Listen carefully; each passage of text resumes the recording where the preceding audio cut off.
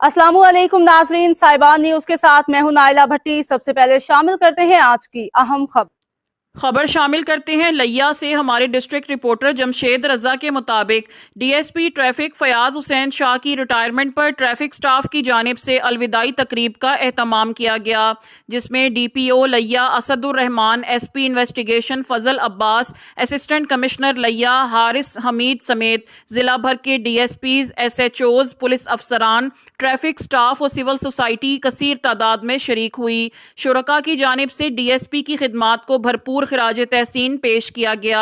DPO लिया असदुर रहमान ने तकरीब से खिताब करते हुए कहा कि फयाज हुसैन शाह की बतौर डीएसपी ट्रैफिक खिदमात को फरामोश नहीं किया जा सकता। उन्होंने हर टास्क को बखूबी और बर वक्त मुकम्मल किया।